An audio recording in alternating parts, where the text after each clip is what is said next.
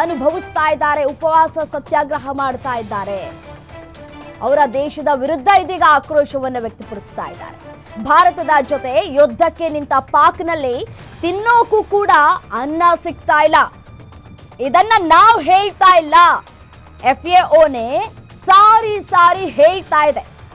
FAO ಅಂದ್ರೆ ವಿಶ್ವಸಂಸ್ಥೆಯ ಆಹಾರ ಮತ್ತು ಕೃಷಿ ಸಂಸ್ಥೆ ಹೇಳ್ತಾ ಇರುವಂತದ್ದು.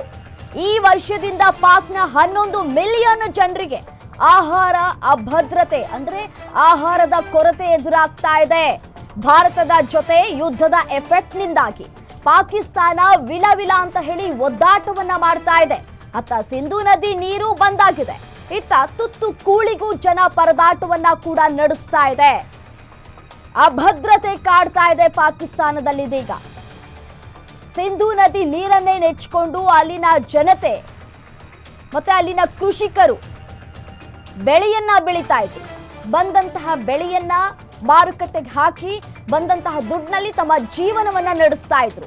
ಸಿಂಧೂ ನದಿ ನೀರನ್ನ ಹರಿಸೋದಿಲ್ಲ, ರಕ್ತ ಮತ್ತೆ ನೀರು ಒಂದೇ ಕಡೆ ಹರಿಯೋದಕ್ಕೆ ಸಾಧ್ಯವೇ ಇಲ್ಲ ಅಂತ ಹೇಳಿ ಈಗಾಗಲೇ ಸಿಂಧೂ ನದಿ ನೀರನ್ನ ಬಂದ್ ಮಾಡಲಾಗಿದೆ ಪಾಕಿಸ್ತಾನಕ್ಕೆ.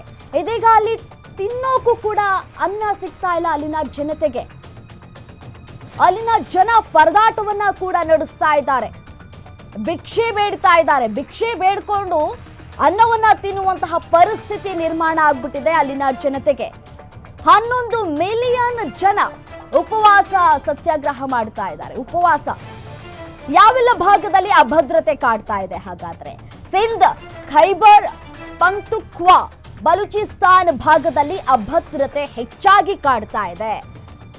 ಒಟ್ಟು 68 ಗ್ರಾಮೀಣ ಜಿಲ್ಲೆಗಳಲ್ಲಿ ಇನ್ಸೆಕ್ಯೂರಿಟಿ ಕಾಡ್ತಾ ಇದೆ. ಅಲ್ಲಿ 2024-25ರಲ್ಲಿ 38ರಷ್ಟು ಅಭದ್ರತೆ ಹೆಚ್ಚಾಗಿ ಕಾಡ್ತಾ ಇದೆ.